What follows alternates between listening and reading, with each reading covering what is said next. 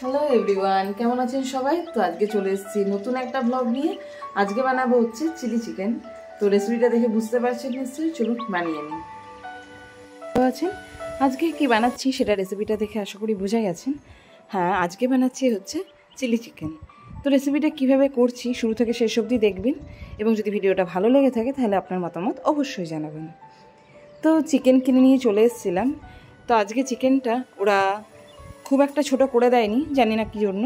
তো আমরা যেহেতু চিলি চিকেন বানাবো, আমরা ঠিকই করে নিয়েছিলাম।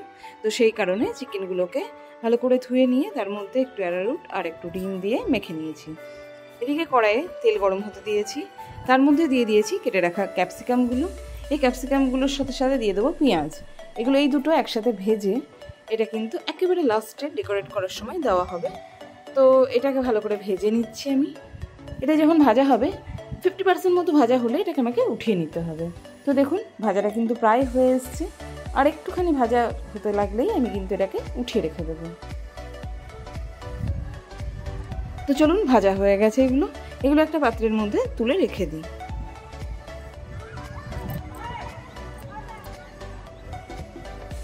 তো ভাজা হয়ে গেছে সমস্ত। এবার দিয়ে দেবো কড়াইয়ের মধ্যে যে তেলটা ছিল তার মধ্যে দিয়ে দিচ্ছি মাখিয়ে রাখা চিকেনটা, যার মধ্যে আদা রসুনের পেস্ট আছে, একটা ডিম আছে, এই সমস্ত দিয়ে ভালো করে মাখা আছে।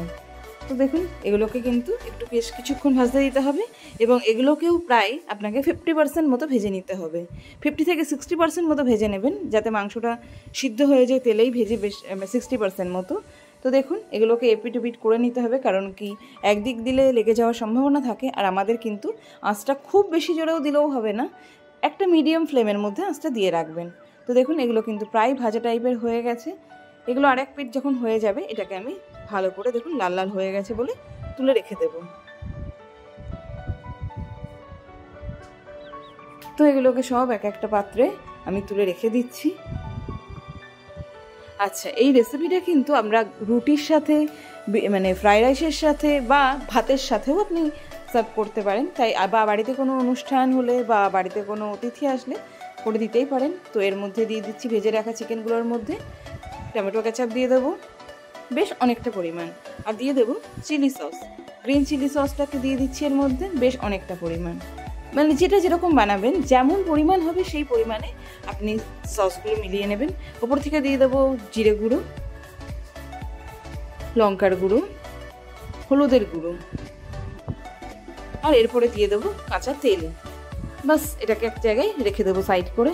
এদিকে কড়াইয়ের মধ্যে মাংস ভাজা তেলের মধ্যে আমি বেশ কিছুটা আরও তেল নিয়ে নেব। এরপরে এই তেলটা গরম হতে দিয়ে দিয়েছি। এদিকে দেখুন মাংসটা কিন্তু আমি এবার মেখে রেখে দিয়েছি এক সাইডে। আচ্ছা, এবার আমি তেলটা যেই গরম হয়ে আসবে, অন্য একটু পেঁয়াজ কেটে রেখেছিলাম কুচি করে, আর কাঁচা লঙ্কা চিড়ে রেখে দিয়েছিলাম, এই দুটোকে তেলের মধ্যে দিয়ে দেব এবং বেশ কিছুক্ষণ নাড়াচাড়া করে নেব। এখানে আমি আদা রসুনেরও পেস্ট করে রেখে দিয়েছি। এবার পেঁয়াজটাকে লাল লাল করে ভাজা হয়ে গেলে এটাকে মাঝ বরাবর একটু ফাঁকা করে নেব, এবং বেটে রাখা আদা আর রসুনের পেস্টটা এর মধ্যে দিয়ে দেব। এবার এটাকে কিন্তু বেশ কিছুক্ষণ নাড়াচাড়া করার পরে যখন তেল বেরিয়ে চলে আসবে তখন আমি অন্য মশলা মেশাতে পারবো। তো দেখুন তেল কিন্তু বেরিয়ে চলে এসছে।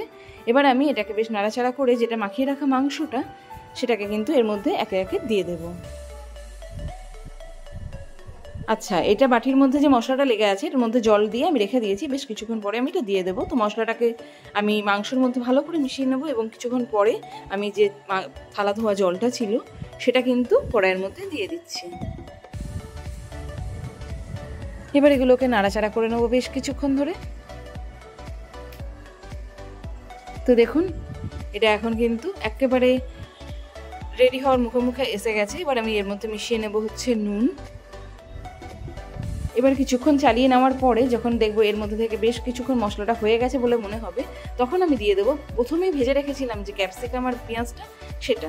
তো দেখুন এটা ভালোভাবে ফুটতেও লেগেছে। এটাকে বেশ সুন্দর করে ভালোভাবে উপর থেকে নিচে অবধি চালিয়ে নিতে হবে, যেন কিছুভাবেই মাংসটা নিচে লেগে না যায়। মাংস যদি লেগে যায় তাহলে কিন্তু আপনি স্বাদটা কোনো রকমেই পাবেন না।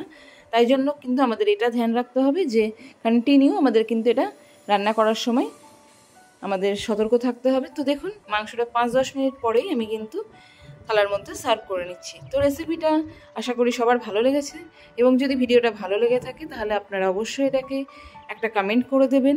আর আমার ভিডিও যদি আপনাদের ভালো লাগে বা দেখেন তাহলে প্লিজ একটা করে লাইক সাবস্ক্রাইব করে দেবেন।